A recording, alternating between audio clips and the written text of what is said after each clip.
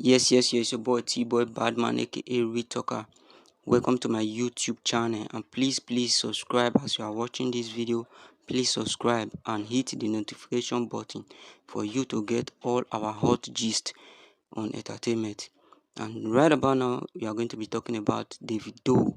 Everybody knows the truth about the situation that's happening in their life. This album was going to either make me or break me. This is me telling myself the truth. Davido's interview in London was put on a performance. She wasn't playing. But guess what? There were just unnecessary things happened. Like even NICKY called me, Nicki Minaj. But was there a little bit of you that like, stupid boy? Yeah. For like a couple days. At least delete it. This is the +44 podcast. I'm ZZ Mills. Yeah, what's that about? What's that all about? Sideman, music, Culture. UK. This is +44 from Wondery. And how do you feel about UK food? Basically just different restaurants that serve like food from other countries. But I do like That's a valid point. That's actually a valid point. I do like English breakfast. That's like my favorite. English breakfast is unmatched. Yeah, I feel like English like the ones in the pubs. The cafes. the cafes, the cafes. like the proper builder cafes. Like when you go in there, you see the guy. Do you have black pudding? No, I've never. No, the black. No, but no, some people like it. That's too far. And then slap a little plantain on it as well. Like English breakfast, but just slap a little plantain on it. Plantain, he'll say. You like plantain? Do you call it plantain or plantain? Plantain. You guys say plantain. I say plantain. Plantain. Dodo. Dodo. What? That's dodo. Dodo is when you chop it up into like cubes. Yeah. I don't know why we would do And that. no, No, trust me, it's mad. nice. No, not the chopping, the word. Oh, dodo. That's what they call it. Yeah, that don't translate well. That don't. The Timeless album is out. How do you feel about it? It's big everywhere. Yeah, man, it's God, man. You know what I'm saying? Like I'm sitting on my ass like you guys for 5 months. You know what I'm saying? Not being able to do nothing. And yeah, I'm just happy to get back to what I do. You know what I'm saying? I missed it so much. Being on the road for 12 years, back to back, no break. And, you know, finally having, you know, that break. A lot of times to reflect. I traveled with my wife, my family. Went like to St. Kitts for like 2 months. Nice. I curated most of the album there. I picked most of the songs off the album over there, you know, and then came back to Nigeria to finalize everything. It's just been amazing, the response. I remember like an hour before the album came out, I prayed to God. I was like, God, I've delivered, I've worked hard. Everything is over to you. And I went to bed, woke up, breaking so many records, and people love it. Do you ever get nervous? Of course, like everybody would. You're still releasing. It's just like asking if like Messi was nervous when he was really playing. though, because I feel like your following is so strong. Yeah. Like people proper. No, but it's, even your following, you don't want to disappoint your following. True. I'm talking about, Right, okay, yeah. It's still music. You still want them to like it. And as you grow, the bar changes, innit? When you first start, what you would be happy with, you're not happy with now. And I think once you're as big an artist as you can be considered as falling off for just not doing as well. Yeah. Even though it's still in the amazing bracket. Yes, It's true. Man, Yeah, it's true. it's Yeah. actually mad. Yes. It's true. Like there was so much pressure. Like I had to tell us, you stop DMing me. When the album comes out, you guys should go and figure it out. The album's coming out on Friday, blah, blah, blah. Especially when they are really into it. And, you know, and nice. It's like a whole nother thing on social media. Yeah. Where the other people's fans will be like, on Friday, don't worry. Shebi, you are abusing our album. No, because came out. like, have you ever seen Twitter crazy. space with like African artists? Your Twitter following It's crazy. It's crazy. Like when they go ham, and I get what you mean. Like somebody from that camp doesn't Yeah. like. Really? Yeah, It's they crazy. Go, And So like boycott the album and that. no, it's crazy. Like they leaked my album. They leaked it. Yeah, somebody got a wind of the album and just like, okay, for example, like these stanships, obviously my fans now, I can't get to all of them, but there's one person I can call and be like, yo, talk to them, tell them to calm down. Like that type of stuff. Okay, cool. That's kind of cool. So like before the album came out, I called one of them. I was like, look, last time I dropped my album, you guys like were just bashing everybody. So when it was like my turn to come out, right. there were just unnecessary things happen. Like even NICKY called me, Nicki Minaj, Lil Baby were like, yo, why are these like Going the in other on- fans yeah. were DMing them? Oh, Why did you do a song with Davido? Oh my God. Crazy. Have you watched Swarm? No. No, I haven't watched that song like one episode. This is just like Yeah, that. yes. That's Oh, the girl was a is fan. it? And Yeah. I made a video and I said, yo, artists need to start telling their fans, yo, you love me too much. I love you, but love me less. Because Yes. if you're going to start bashing other people for me, that's So too I much. fact now. So like before the album came, I said, look, I don't want any. I was like, look, I was even with Whiskey earlier this week. So just chill out, yeah. You don't have to tweet anybody or say this one is past. If you like it, just say you like it. Because I won't lie to you, I would say it affects sometimes. You know what I'm saying? Like, I remember this one for a fact, like when they were tweeting NICKY, like basically made her not even do the video.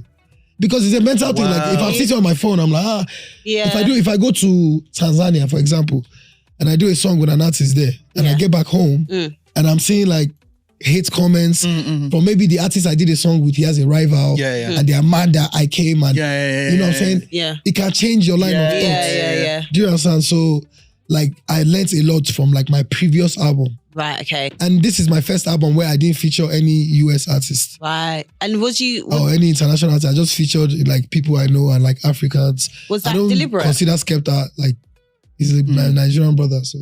Was that a deliberate thing? Like, I want to just focus on... Okay. Yeah, two reasons why. Not only because I didn't really want the stress of like clearing music. I just wanted to put out music that like I have just done. And then first of all, I didn't even have time to travel to go and be saying, oh, well, I just did this song, wanted to do something very different with this project, which was just like have mostly Davido on it. You know what I'm saying? It's been a while. You know what I'm saying? And it's my highest charting album. That's crazy. I heard him say, I don't need them, man. Did you hear him say that?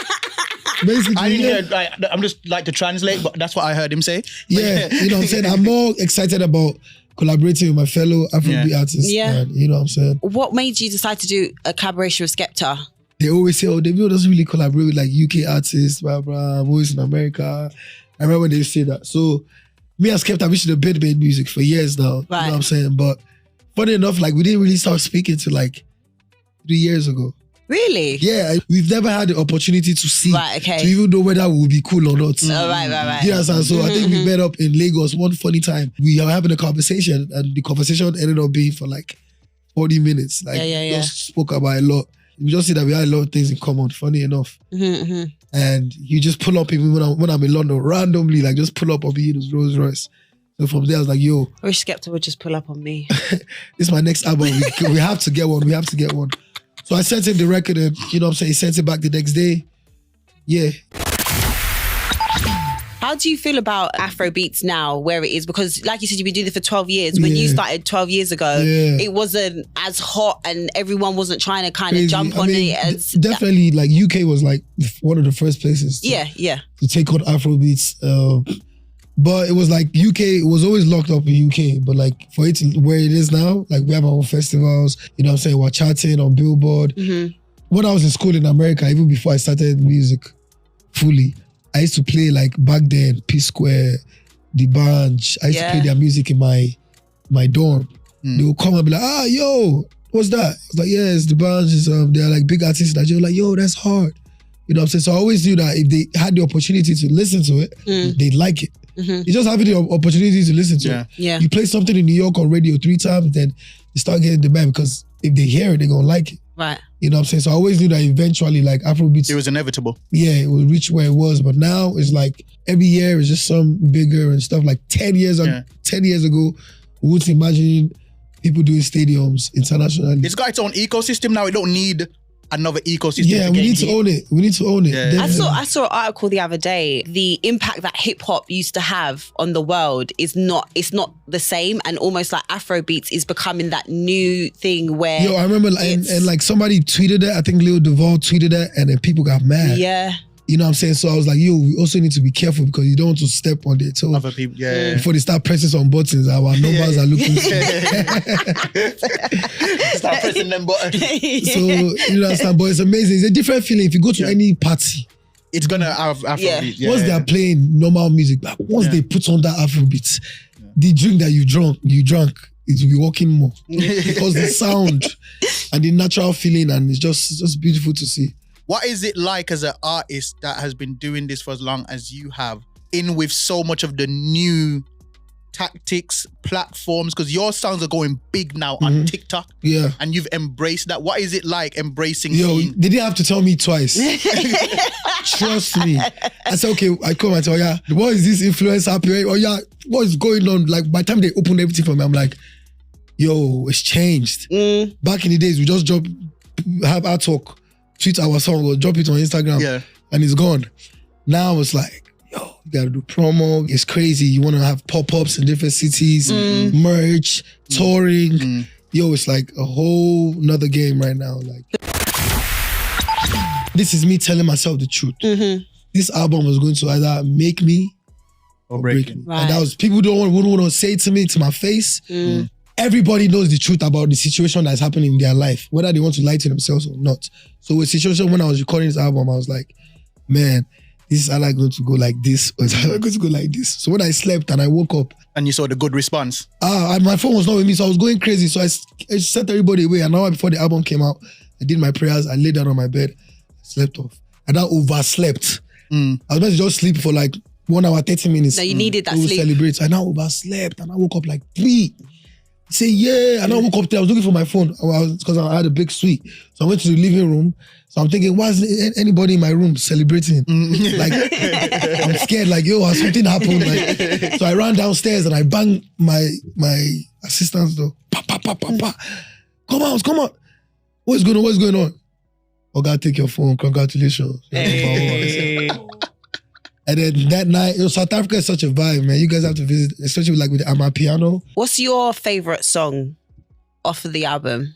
To make my favorite song is Godfather, but like obviously, like I knew that wasn't gonna be like the most popular one. Right. But you know, that's The one you're feeling the most. Yeah. Is that annoying as an artist? Like your favorite song might not be your fans' favorite The song. favorite song might not be, but I know the songs that are gonna go commercial. Okay, that's right. gonna make me money. I I already predicted Unavailable would be the biggest one already. Right, okay. From when we dropped it. I knew Phil, I knew the one with Ashake, I knew the one with Faith that's growing. I knew everything. Like I kind of knew. But no, like as long as it's your song, as long as there's Davido there, I really don't mind. Talk to me about your fashion. I love the way you dress. I was very big on, like, I like hip hop. Right, Like, okay. Growing up, I was a big 50 Cent fan. I had G-Unit sneakers, I had the game, I had everything 50 Cent, G-Unit. So I always love like rap. Right. So everyone always said like my swag is like a rapper. I like it. I'm trying. Would you take David? David, no, it's okay, David. It's fine. Davido, I need you to take David on like a shopping spree or something because obviously. Where'd you want to go? Can you see what he's wearing? I like chill clothes like this. Oh, he said he likes it. He said it's fine, but I want him to do better in life. Do you know what I mean? So can you take him? Obviously, time's tight, but next time you come back, we should do that on vlog. Davido take sidebar shopping. Yes, and I'll style you. Yeah. Oh my gosh. Top to bottom. I'm pretty sure. Hey, put it in schedule. We going shopping. Amazon will. should do that. They will send a whole camera crew. They would love that content. I'm telling you. The issue is that I can't maintain that. I'm gonna look good for one day. That's fine. Don't worry. It's fine. Like that's my problem. It's fine. Like it's bad because when he came in, because I've got a new understanding of rapper chains or artist chains. Oh, okay. Because one time I was doing a shoot with Mist. Right. And he asked me to hold his chain. So I went and I put the chain around my neck and I realized your neck has to be prepared for what's going on there. You can't just have a regular neck and but wear it. They're heavy. Even when I'm performing, I take them off now. Because it's too much. Yeah. Too heavy, yeah. Kind of heavy.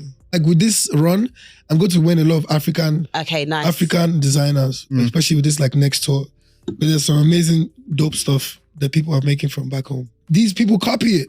These designers copy it. Yeah, exactly. 100%. Definitely. You went back to uni after starting music. Yeah. I was forced back to uni. I knew it. I was literally about to ask, were you forced? I would say I was forced. I was kind of bribed. I mean, you would say you were forced because you said it. I was kind of bribed. Who bribed you? My dad, man.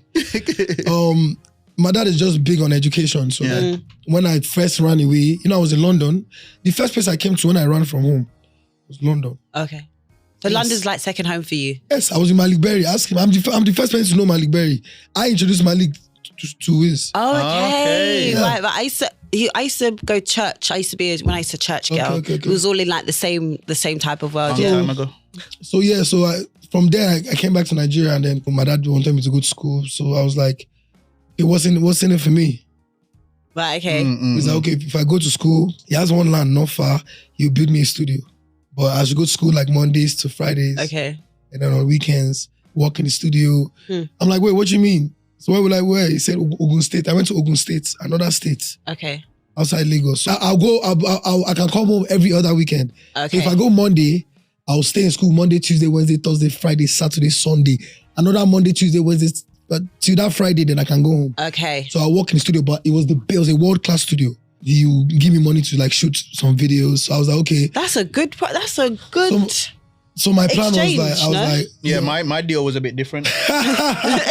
Go or we will beat you. Like, it was very like, the contract was simple. Yeah, so I signed it with my blood. So I'd go to school, you know what I'm saying? I was like, okay, I'm just going to do it for like 3 months. And then once I shoot my video, I'm dipping again. Right. That was like my mindset. So I finally made the song, Davido. When I made it, I dropped it, and then I went back to school. So when I went back to school, my friend just called me. I said, what happened? Mad. He said, that you went to club last night too, that they played Davido, everybody's going crazy. I said, I said, so my song is blown in Lagos. I just went upstairs. Packed your stuff. But the person listen, when I went to school, my dad puts me in the same house as the school owner, the vice chancellor. Right. So this is the vice chancellor's room. This is my room. That's mad. So because normally in Nigerian universities, you can pay like the house people to let you go to the city. Okay. So my daddy made sure he puts me opposite the guy. So when that guy is going to work every day, he will knock my door. Yeah. Once they just told me that my song is not going, I just went there. David, I didn't pack my load. I said, I'm going to Lagos. So from there, I kind of like blew up. So like me and my dad now figured out a way for me to do like part-time. That must have felt. Then after like 2 years, I finished all my classes. Obviously your dad's proud of you. But you see like with like Caribbean parents, African parents, I feel like they're always proud of you, but there's always that other side with it. Like, because or he's just because like even me being Davido, we haven't made enough money yet. Oh yeah, that's true. me being Davido has opened a lot of things for me. I'm David. No, he's David also. we haven't reached there yet. So like I'd say like, of course, like my dad has a lot of money, but money is not everything. You know what I'm saying? There are some doors that I know that me being Davido has opened for my family. Yeah, right. That's true. Yeah. So like, I don't think he's thinking of it like, like I blew up way beyond their expectations. What's your relationship like with social media? Because you interact with your fans for your stories. Funny enough, like I'm very big on tech. I'm like since I was in school, like I'm a very big tech guy. Even since the days of like MySpace, MySpace was the best one, you know. Oh my god! And you had the top 5 friends. I uploaded all my songs like then. Like it used to be on MySpace. I used to be the one like, okay, come, let me set up your page. I used to be the tech guy. Okay. So with social media, the man do the codes, have you sick backgrounds on your MySpace. Yeah. So like with social media, like apart from even just being a musician, everybody knows I have another side of me, which is like, you know, I let people into like my life, make some funny little skits here and there. But I know how to use the social media. A lot of artists don't, and I always tell them, yo, you guys are wasting millions of followers. It's like basically you have a channel that people can watch at any time and use it. So I've always been definitely like for social media, even though it gets you in trouble a lot of times. How do you cope with the trouble sometimes? I always tell people like social media like gets you in so much trouble. So now my social media now is strictly for business. Yeah. Like I don't even want to be posting like too personal stuff there. Even with like RIP to AKA, you know, they just passed from South Africa. Like it was from the social media, like people knew where he was. You know what I'm saying? So I'm like, there's good and bad sides of it. Sides to social media. Yeah, 100%. People seem to want artists now to speak on social issues. What do you think especially of like politics? Yeah, what do you think about that? The reason why I feel like they want people to speak because they feel like, you know, we're public. First of all, they want to know our opinion on things. But think about it. You're talking on Twitter. Example, you're a regular person. You're talking on Twitter. You're tweeting about politics. You're tweeting about blah, blah, blah. You have what, 1,000 followers. If you tweet anything, what damage is it going to cause? Right. But if I go and say my real mind, people that are not even thinking the same as me. They got because they're fans. So I was just like, you know, and I've spoken in the past about politics in Nigeria, and I got bashed for it. I see it that happens a lot. Like a lot of artists will speak out on whatever they think is right or wrong, and they get But what made me first get into it, you know, my uncle who's a governor now, you know, he had an election in 2018, and we won that election, and he changed it, and then the dude did it 4 years, so we came back and then we won because the margin was too much this time. So we won, we got it. So it was from then I started involving myself in Nigerian politics. You know, I just feel like it's just a lot. Yeah, it's too much pressure, man. I'm not with it. I would talk about anything I feel like talking about. Not that I don't